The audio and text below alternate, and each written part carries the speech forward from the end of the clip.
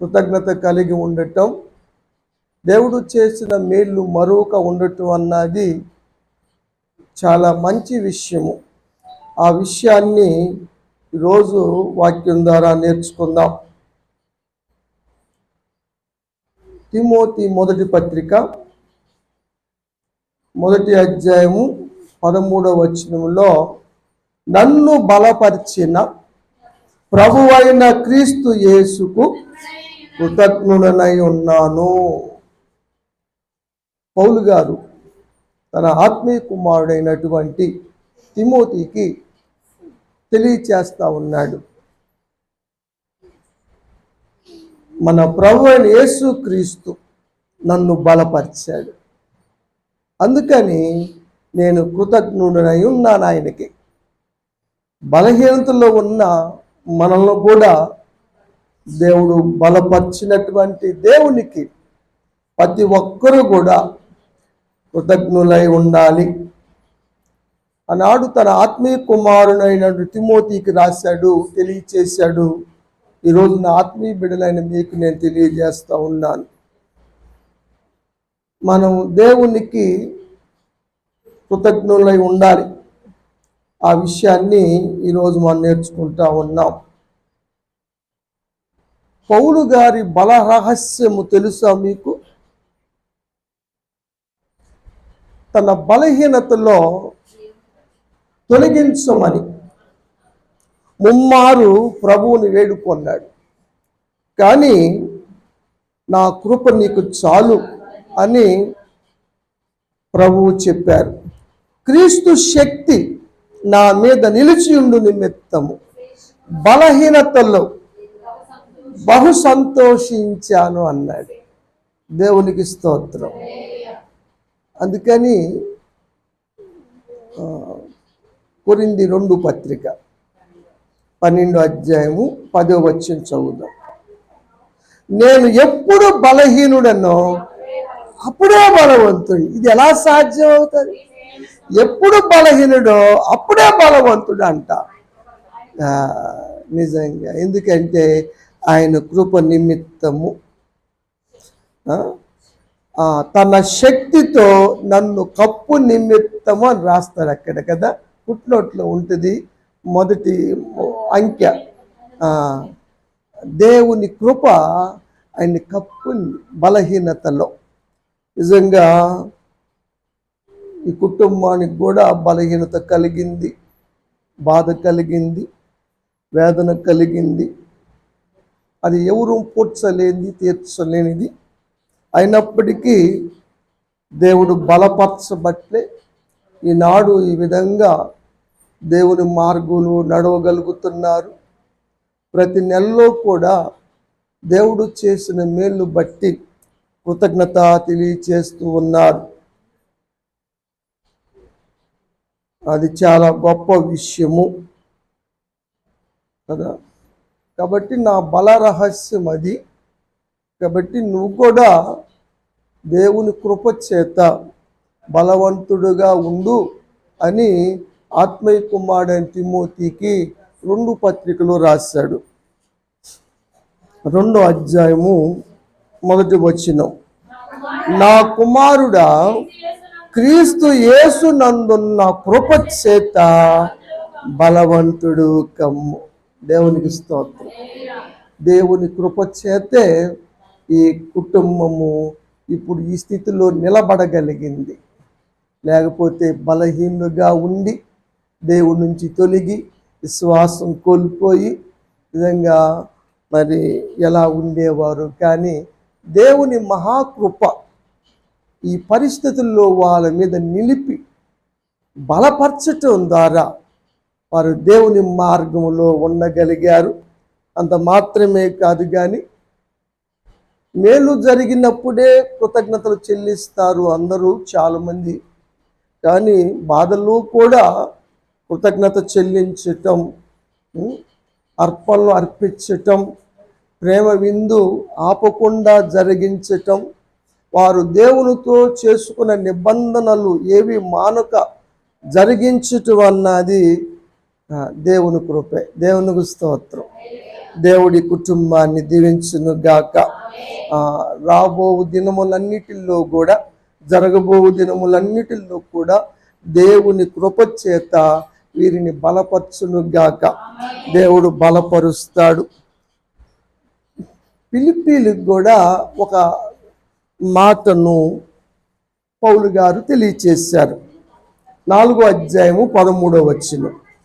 నన్ను బలపరచువాని యందే నేను సమస్తమును చేయగలను. దేవుడు బలపరచకపోతే ఏం చేయలేం, దేనికి ముందుకు రాలేం. ఏ స్థితిలోనైనా, ఏ పరిస్థితుల్లో ఉన్నా సరే దేవుడు నన్ను బలపరిచాడు కాబట్టి నేను సమస్తాన్ని చేయగలుగుతున్నాను. ఈ కుటుంబం కూడా మరి చేయగలుగుతున్నారు అంటే దేవుడు వారిని బలపరిచాడు, బలహీనతలు తొలగించాడు. వారి హృదయ వేదన ఉన్నప్పటికీ సొలొమోను చెప్పినట్టుగా ఎవరి దుఃఖము వారి హృదయానికే తెలుస్తుంది అన్న మాట సొలొమోను రాశాడు, దేవుడు రాయించాడు. ఇవన్నీ మన కోసమే. అయినా కూడా మరి కుటుంబం కృతజ్ఞత చెల్లించటములో ఏమాత్రము అడుగు వెనక్కి వేయలేదు. కృతజ్ఞత కలిగి ఉండటం అంత అవసరమా, అంత మేల? తప్పనిసరిగా. ఎందుకని అంటారు? కృతజ్ఞత చెల్లించటం దేవుని చిత్తం. కృతజ్ఞత చెల్లించటం పరలోకపు పద్ధతి. కృతజ్ఞత చెల్లించటం దేవుని శాసనం. సరే, వాటి గురించి చూద్దాం. దెస్సలోనికీయులు మొదటి పత్రిక 5వ అధ్యాయం 16-18 రెండు కలిసి ఉంటాయి. ప్రతి విషయమునందును కృతజ్ఞతాస్తుతులు చెల్లించుడి. ఇలాగు చేయుట, ఇలాగు కృతజ్ఞత చెల్లించటం యేసుక్రీస్తునందు మీ విషయంలో. మీ విషయం అంటే ఎవరి విషయంలో? సంఘ బిడ్డల విషయంలో, మన విషయంలో. ఎవరు చెప్తాం? మీరు కృతజ్ఞత చెల్లిస్తే బాగుంటుంది అని నేను చెప్పటం కాదు, కానీ అది దేవుని చిత్తం. దేవుని చిత్తము జరిగించువాడే దేవుని రాజ్యానికి వెళ్తాడు కదా. ఆ సత్యం మనకు తెలుసు. పరలోకంలో 24 మంది పెద్దలు ఉన్నారు. వారికి సింహాసనాలు ఉన్నాయి. వారు ఏం చేస్తారు? ఏం చేసేవారు పరలోకంలో? ప్రకటన గ్రంథం 11వ అధ్యాయం 17వ వచనం. వర్తమాన భూత కాలములో ఉండు దేవుడైన ప్రభువ, సర్వాధికారి దేవుడు తన బలాన్ని స్వీకరించి ప్రపంచాన్నంతా ఏలుచున్నాడని కృతజ్ఞత చెల్లిస్తున్నారు. ఎవరండి?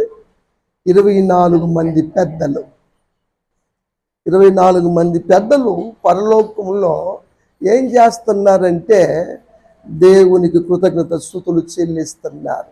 ఇక్కడ నువ్వు నేర్చుకోకపోతే, ఆ క్రమం నీకు ఇక్కడ రాకపోతే నువ్వు పరలోకం చేరలేవు. ఎందుకంటే అక్కడ చేసే పని అదే. అక్కడికి వెళ్ళటం, దేవుని స్తుతించటం, ఆరాధించటం, కృతజ్ఞత చెల్లించటం అన్నది ఉంది. ఆ సత్యాన్ని మనం మర్చిపోకూడదు. ఇది దేవుని ప్రజలైన ఇశ్రాయేలు జనాంగానికి చేయబడిన శాసనం. ఏది? కృతజ్ఞత చెల్లించటం అన్నది. 122వ కీర్తన, ఈ యాత్రా కీర్తనలు 4వ వచనం. ఇశ్రాయేలుకు నియమించబడిన శాసనమును బట్టి దేవుని నామమునకు కృతజ్ఞతాస్తుతులు చెల్లించుటకై వారి గోత్రములు అక్కడికి ఎక్కి వెళ్ళుదురు. అది శాసనం. కాబట్టి అందరూ యెరూషలేము కొండకు, పైన మందిరం ఉంది కదా, దేవుని సన్నిధికి యాత్ర చేస్తూ ఎక్కి వెళ్ళి కృతజ్ఞతలు, మొక్కుబళ్ళు, అర్పణలు చెల్లిస్తారు. ఇది శాసనం. శివగామ ఇది కాదు, దేవుని శాసనం. దేవుని శాసనం, దేవుని బిడ్డలు అమలు చేయాలి. అది మన జీవితానికి ఎంతో మేలు. 116వ కీర్తన, దీని మీద పేరు రాయలేదు కానీ శైలిని బట్టి దావీదు గారు రాశారని బైబిల్ పండితుల అభిప్రాయం. తన ప్రాణంతో చెప్పుకున్న విషయాలు, కృతజ్ఞత కలిగిన హృదయం, ఇవన్నీ దావీదుకు ఉన్నాయి. 116:17 వచనం చదువుదాం. నేను నీకు కృతజ్ఞత అర్పణ అర్పించేదను. ఎందుకని ఈ పని చేశాడు కీర్తనాకారుడు అంటే అక్కడ కొన్ని రాస్తాడు. ప్రార్థన విన్నందుకు, నీ ప్రార్థన విన్నాడు కదా, అందుకని కృతజ్ఞత. ఏమో ఆరోగ్యం ఇచ్చాడు కదా, ఆరోగ్యం ఇచ్చినందుకు కృతజ్ఞత. ఆయుష్ ఇచ్చాడు కదా, ఆయుష్ ఇచ్చినందుకు కృతజ్ఞత. క్షేమాన్ని విస్తరింప చేశాడు కదా, అందుకు కృతజ్ఞత. సజీవులున్న దేశంలో ఉంచాడు కదా, ఉన్నారా? ఉన్నాం కదా, అందుకు కృతజ్ఞత. అందుకు కృతజ్ఞత. ఉపకారములు చేశాడు కదా, అందుకు కృతజ్ఞత. ప్రార్థన నేను చేస్తాను, మొక్కుబళ్ళు చెల్లిస్తాను అని కీర్తనగాడు చెప్పిన మాటలు. అందుకే ఈ కుటుంబం కూడా ప్రతి నెలలో కూడా తమను సజీవ లెక్కలో ఉంచినందుకు, ఆయుష్ ఆరోగ్యాలు ఇచ్చినందుకు ఎంతగానో కృతజ్ఞత కలిగి ఉన్నారు. ఒక ఉపద్రవం జరిగింది కానీ అది మరి ఎందుకు జరిగిందో పాప బిడ్డ చెప్పింది సాక్ష్యం ద్వారా. మరి దేవుడు మరి పెద్దవారందరినీ, బలహీనందరినీ కూడా కాపాడుకుంటూ వస్తూ ఉన్నాడు. యవన ప్రాయంలో ఉన్న బిడ్డ దాటిపోయాడు. అయినా దేవుణ్ణి మరొకగా వారు కృతజ్ఞత చెల్లిస్తూ ఉన్నారు. దేవునితో మాట ఇచ్చాం కదా. యెఫ్తా కుమార్తె గురించి చెప్పుకోవాలంటే చాలా గొప్ప విషయం అది. మరి ఎంత పని చేశావు నా కుమారి, నా హృదయాన్ని ఎంత బాధకు గురి చేశావు అంటే, ఏమైంది నాన్న, దేవునికి మాట ఇచ్చావా తండ్రి? నీ నోటి నుండి వచ్చిన మాటను నెరవేర్చు. దేవుని మన నోటి నుండి వచ్చిన యెఫ్తా న్యాయాధిపతులు 11వ అధ్యాయంలో ఉంటుంది. కాబట్టి దేవునికి మాట ఇస్తే ప్రాణం పోయినా తప్పకూడదు. అది ఈ కుటుంబం చేస్తూ ఉన్నారు. దేవునికి స్తోత్రం కలుగును గాక. అది చాలా మంచిది. దేవుడు రాబో దినాల్లో ఈ కుటుంబాన్ని నిండారుగా దీవించును గాక. కృతజ్ఞత చెల్లించిన వారి జీవితాలు ఎలా ఉంటావో కొద్దిమందిని చెప్పి నేను వాక్య భాగాన్ని ముగిస్తాను. నాబాలు తెలుసు కదా, గొప్ప ధనవంతుడే, కానీ కృతజ్ఞత లేనివాడు. దావీదు చేసిన దానికి కృతజ్ఞత చూపనివాడు. ఉపకారం చేసిన దావీదుకు అపకారాన్ని, కీడును తలపెట్టిన వాడు.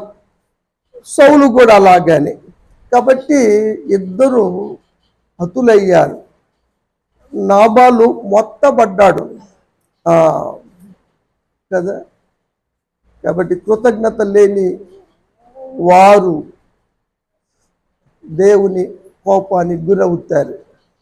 దేవుని చిత్తం జరిగించాలి. నెబుకద్నెజరు రాజు, బబులోను దేశపు రాజు, దేవుడు హెచ్చరించిన, దేవుడు తెలియచేసిన, దేవుడు దర్శనం కళ ద్వారాగా తెలియచెప్పిన ఒక 12 నెలలు మాత్రం ఓపిక పట్టి తర్వాత అతిశయపడి మాట్లాడిన విధానాన్ని బట్టి ఆకాశవాణి మాట్లాడి కదా, పశువులాగా పశువుల మధ్య గడ్డి వేశాడు కదా. మనకు తెలుసు బెల్షస్సరు కృతజ్ఞత లేని వాడిగా జీవించటం వల్ల తీర్పుకు లోనయ్యాడు. ఈ విషయము దానియేలు గ్రంథంలోనే 5వ అధ్యాయం 23వ వచనం లాస్ట్లో చూద్దాం. నీ ప్రాణమును నీ సకల మార్గమును ఏ దేవుని వశంలో ఉన్నవో ఆయనను నువ్వు గణపరచలేదు. నిజంగా తప్పనిసరిగా గణపరచాలి. ఎవరిని పడితే వాళ్ళు గణపరచటం కాదు. నిజంగా అవును, దేవుణ్ణి మాత్రమే గణపరచాలి. ఆయన సృష్టికర్త. నీ ప్రాణము నీ సకల మార్గాలు దేవుని వశంలో ఉన్నాయి. ఆయన ఆరాధించాలి. కానీ అలా చేయలేదు బెల్షస్సరు. అందుకని దేవుని సముఖము నుండి అస్తము వచ్చి ఆ గోడ పూత మీద మెనే టేకల్ ఉపాధిసునని రాయటం మనం చూస్తాం కదా. దానియేలు గ్రంథంలో ఉన్న మాటలు. అది చూచినటువంటి బెల్షస్సరు వణికిపోయాడు. అక్కడున్నటువంటి జ్ఞానులైన, శకులుగాండ్రైన, జ్యోతిష్కులైన ఎవరైనా దాన్ని చదవలేకపోయారు. కానీ దానియేలు చదవగలిగాడు. విషయాన్ని చెప్పాడు. దేవుడు నిన్ను తూచాడు. ఇది చెప్పింది ఆయనే కదా, ఇది కూడా చెప్పింది ఆయనే. నీ ప్రాణము నీ సకల మార్గాలు ఏ దేవుని వశంలో ఉన్నవో ఆయన్ను మహిమపరచలేదని చెప్పింది కూడా ఎవరు? దానియేలే. కాబట్టి దేవుడు లెక్క ముగించేశాడు. నిన్ను చూశాడు. నువ్వు తక్కువ వాడిగా కనపడ్డావు. ఆ రాత్రే బెల్షస్సరు హతుడైపోయాడు కదా. కృతజ్ఞత లేకపోవటం ఎంత డేంజరో ప్రియ దేవుని బిడ్డలారా గమనిస్తున్నారా? తీర్పుకు లోనవుతారు, దేవుని కోపానికి గురవుతారు. ఆ సత్యాన్ని గమనించండి. వాక్యం చెబుతుంది ప్రతి విషయంలో కృతజ్ఞత స్తుతులు చెల్లించండి.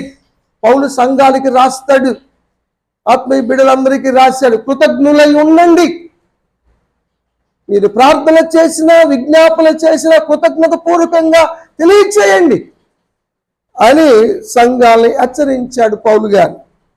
ఆ విషయాన్ని మీరు గమనించాలి. అదేవిధంగా హేరోదు రాజు గారు సింహాసనం మీద కూర్చున్నాడు. దేవుని మహిమపరచినందున దేవుని దూత చేత మొత్తబడి బతికుండగానే పురుగులు పడి చనిపోయిన వాడు హేరోదు రాజు. అపోస్తుల కార్యములు 12వ అధ్యాయము 23వ వచనంలో ఉంటుంది. అతడు దేవుని మహిమపరచనందున వెంటనే ప్రభుదూత వచ్చి హేరోదును మొత్తాడు. పురుగులు పడి ప్రాణం విడిచాడు కదా. దేవుని మహిమపరిచే విషయములో జాగ్రత్త ప్రియులారా.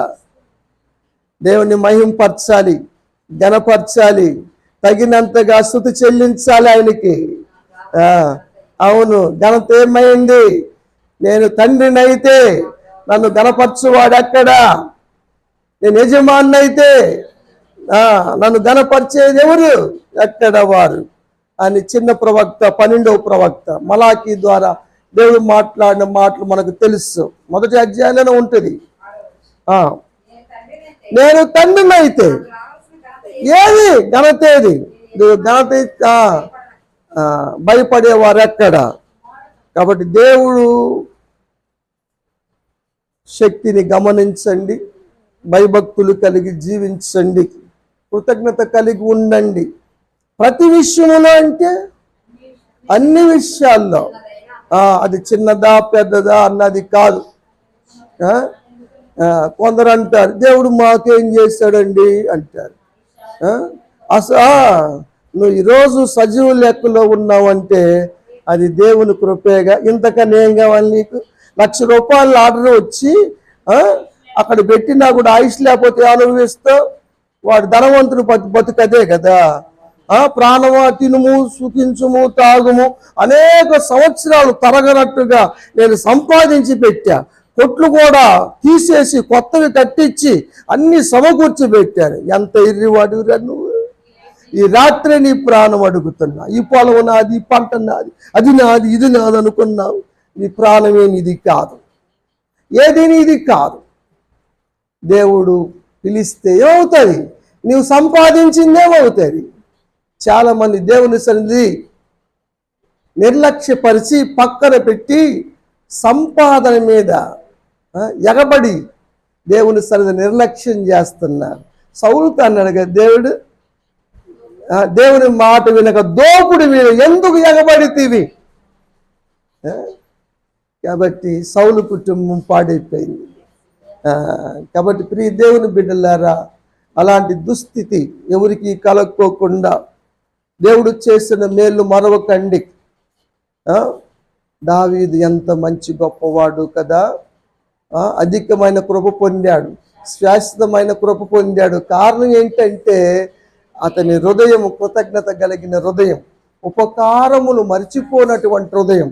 ఆయన ప్రాణంతో ఎప్పుడు చెప్పుకుంటాడు, నా ప్రాణమా యెహోవాను సన్నతించు. ఆయన చేసిన ఉపకారముల్లో దేనిని మరువద్దు. నీ ప్రాణం మరుస్తుందా? ఇజ్రాయేలు మర్చిపోయి శిక్షకు గురయ్యారు కదా, దేవుడు చేసిన వాటిని మర్చిపోయారు. అలాంటి పరిస్థితి మనలో ఎవరికి లేకుండా దేవుడు చేయను గాక. ఏదైనా దేవుడే చేయాలి, అలా ఉండకండి. దావీదు గురించి దావీదు చెప్తున్న మాట చూద్దామండి. 86వ కీర్తన 12-13 వచనాలు. నా పూర్ణ హృదయముతో నేను కృతజ్ఞతాస్తుతులు చెల్లిస్తాను. నీ నామాన్ని నేను ఎప్పుడు నిత్యము మహిమపరుస్తాను. అధికమైనది దేవునికి స్తోత్రం. ఎంత కృప అండి, అధికమైన కృప. చదువు. ఆ కృప లేకపోతే ఈనాడు పాతాళంలో ఉండేవాడు. ప్రాణాన్ని తప్పించాడు దేవుడు, పాతాళం నుంచి తప్పించాడు. అది దేవుని కృప కదా. దానిని కూడా పాతాళం నుంచి తప్పించాడు దేవుడు, అది దేవుని కృప. దేవునికి స్తోత్రం. లేకపోతే ఏమైపోయేది?